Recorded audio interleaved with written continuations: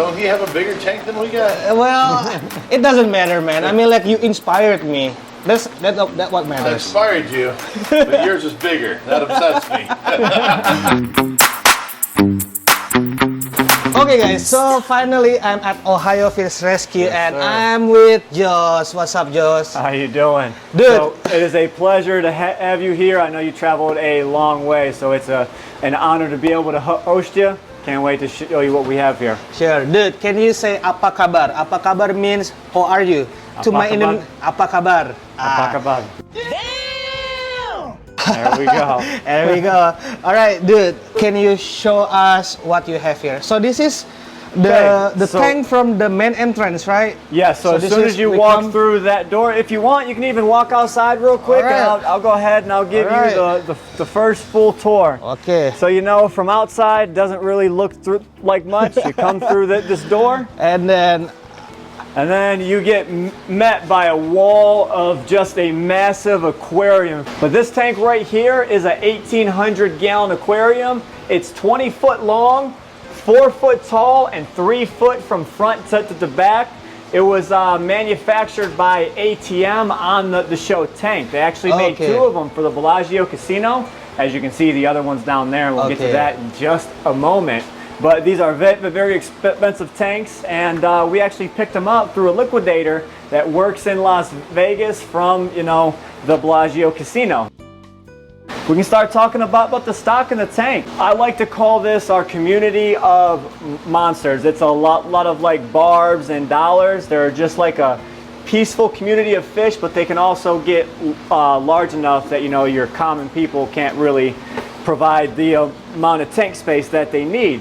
So, you know, we have stuff like these cigar barbs. We've got tricolor sharks or ballast sharks.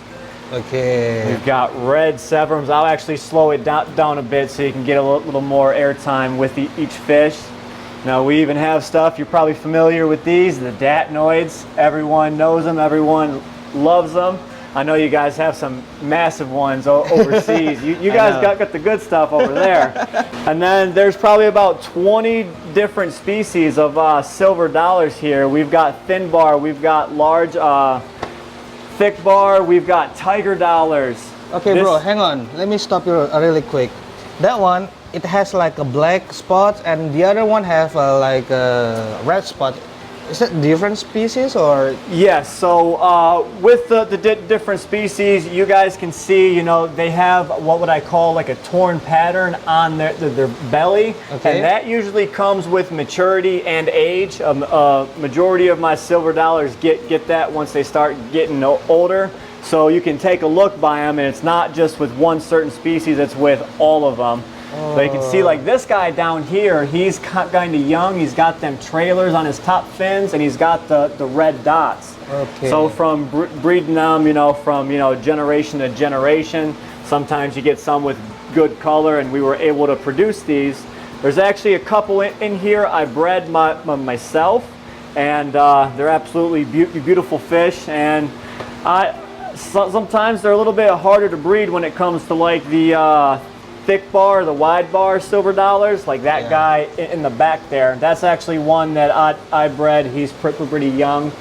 But my ultimate favorite one is this one right here. It's called a blackberry silver dollar. Blackberry silver dollar. Yeah, okay. that's kind of a new age. And you've got like the tiger stripe silver dollars here. What about this guy? This is actually an African tiger scat. And they're normally a brackish water. They can go full salt. This one happens to be full fresh, and I haven't had no problems with them whatsoever. They've got a magnificent yellow color on them, and once they're full grown, they can get about 2 foot or so. I have some friends with some that are absolutely massive, and they're like that big. So he's still a baby yet, has lots of growing to do. And what about this? This is my first time seeing it. This is an African leaf fish. African leaf fish, okay. Yeah, we have a couple of them in there. These guys are known over in the rivers in Africa. They'll actually lay down in the sediment and the leaves, and they'll kind of lay sideways, and they'll look like they're dead, and they'll blend in like they are a leaf, so they don't get eaten by predators over there. Okay, this is interesting. And the rest, just a bunch of Yeah, we've barbs got and everything. severums, This is like tinfoil really barbs. nice, bro. This one's really nice. Got flag tails in here. This is a lemon severum right here. Like Alright. this guy down here, he'll hide all the time. That's called a leporanus. Laporinus. Okay, and how do you filter this? I mean, like this water is just like crystal clear, bro. So all of our tanks are actually ran on a central filtration system. I'll show you that once we get over there Okay. by it. But you know, I have a 6,000 gallon per hour pump that's pumping through both of these aquariums, and it's basically just water pass through. And then another thing that helps out, you see I have the bubbles going across the whole back wall of the tank. Yeah. What that allows us to do is it keeps the dirt suspended in the water column, so your water current in this tank is flowing this way, but it's also flowing from end to end. So whenever these fish poop, they're never going to settle on the bottom of the water column. It always stays suspended and then gets sucked through the filtration and whatnot. The only thing that I really have to do is every probably about 2 months, I got to get inside here, which is kind of a pain with these corals, and I got to get in there and scrub the glass. So I have a hard time, you know, that they have magnets or whatnot that can, you know, clean the acrylic, but on a tank of this magnitude, you know that the acrylic will bow just a very, very slight bit, and these magnets don't always get every little chunk of dirt. But with that kind of magnet, is there any potential? I mean, like, is there any chance that you will scratch the tank? Yes, you will always run that risk. So what I always do before I run the magnet, I'll always make sure that, you know, the felt side has no sort of, you know, dirt or whatnot in there, and I always check the inside one to make sure no little piece of gravel has gotten stuck on the magnet. And so far, so good.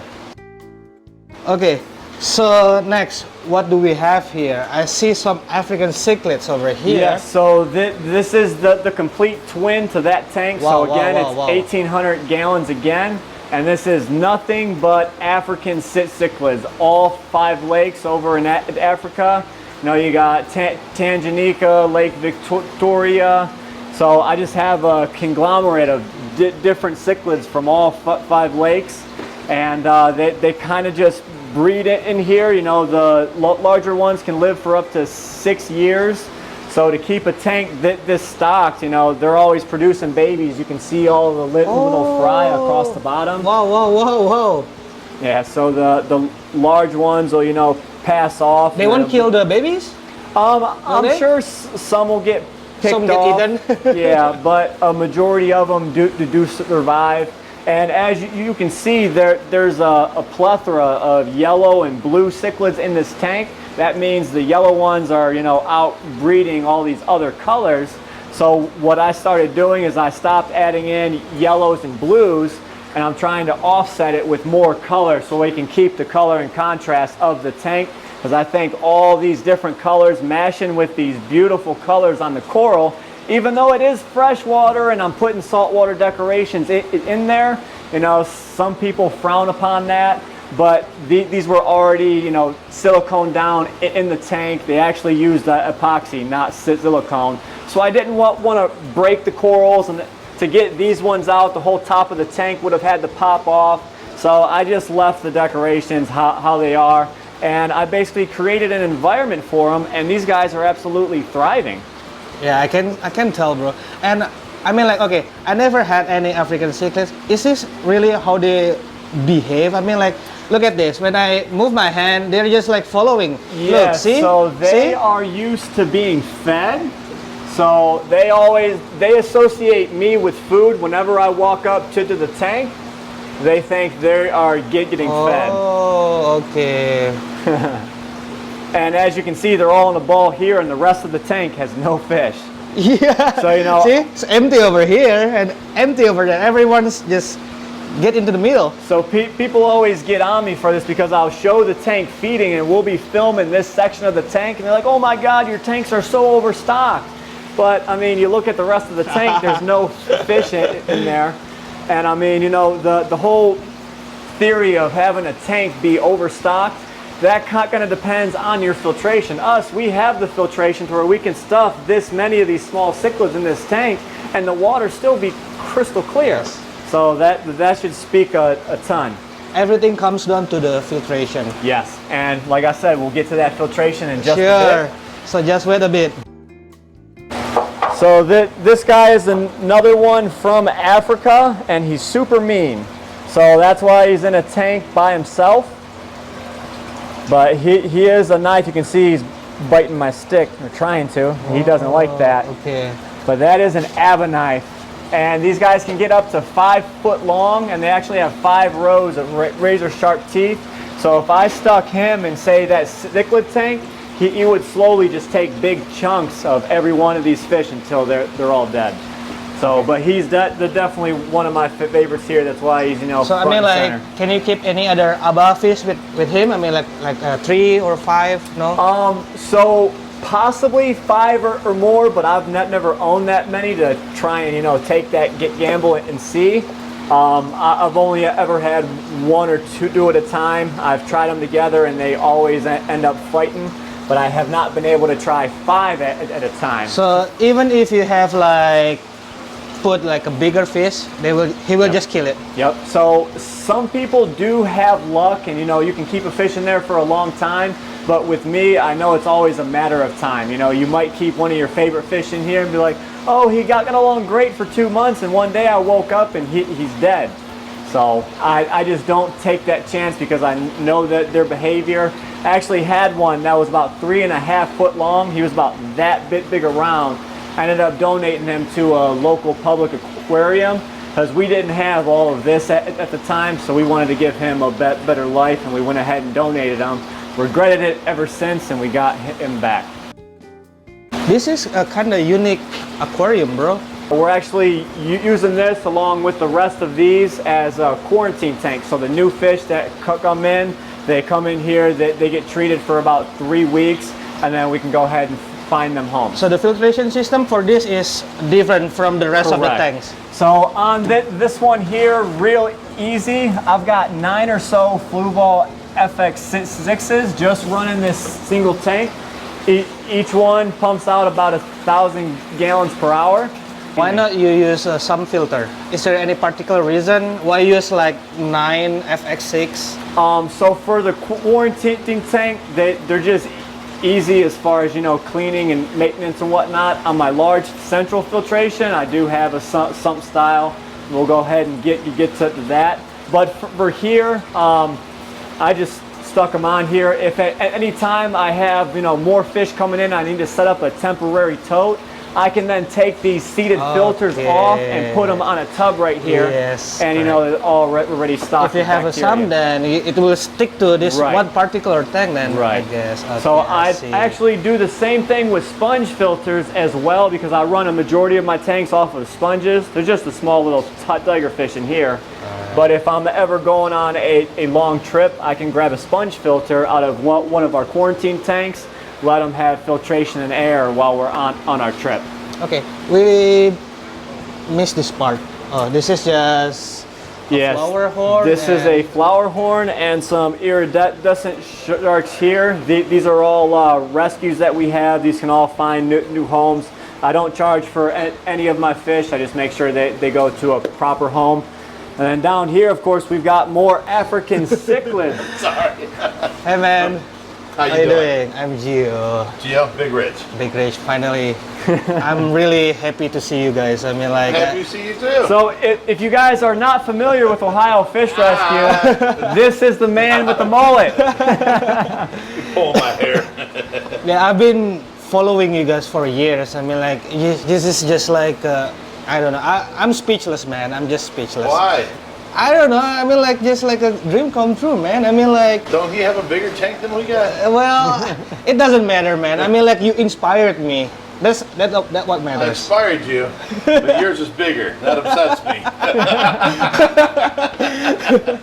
It's a man thing. Over here, we're talking about flower horns. So this is one of our mascots. This is Thanos. And he's a little bit higher quality. You guys can see the Wow.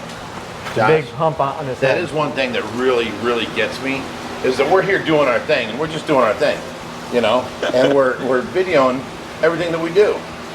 But that we can reach the rest of the world and inspire people to do better, to do, you know, and try and be better fish keepers and all that.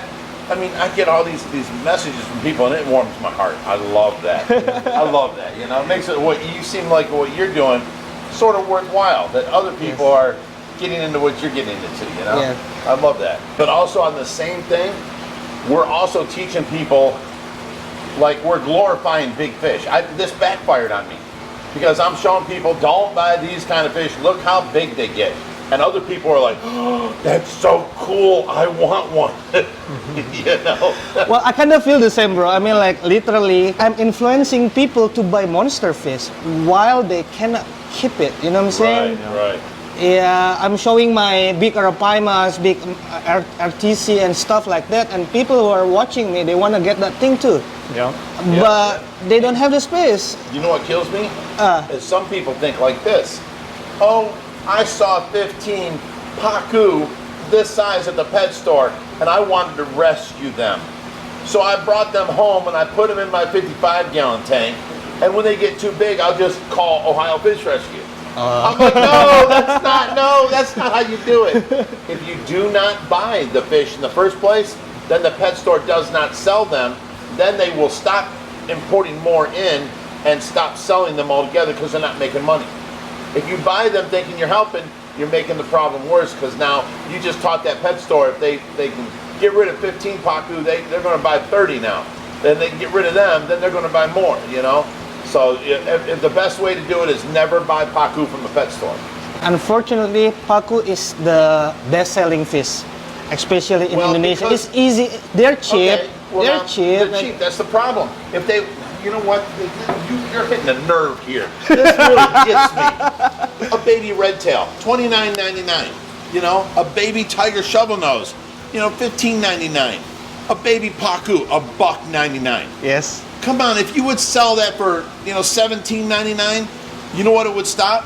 It would stop like this lady bringing in little Jimmy, getting his first 10-gallon tank and buying 3 pacus. They're buying them because they're cheap. Yes. Well, they are not only cheap, but they're the fastest growing fish on the planet. Correct. And once they grow big, no one wants them, you know? The problem is they're too cheap, and people buy them 3 and 4 at a time, or 15 at a time. You know what I'm saying? Yes. So if they would just raise the price on them, it would make my job a whole lot easier. Because that is our hardest problem fish that we have. Not that we don't like the fish, it's the fact that we can't get rid of them. The public aquariums don't want them because they already have a zillion others that they've already taken in, you know? So why sell the fastest growing fish on the planet the cheapest? I mean, come on. Put a high price tag on it and you'll sell it. You're making 800% profit. Woo! You know? But what you're doing is helping out the problem with the fish, you know? I'm gonna let you take back over, Mike. I'm sorry. Oh, you're good.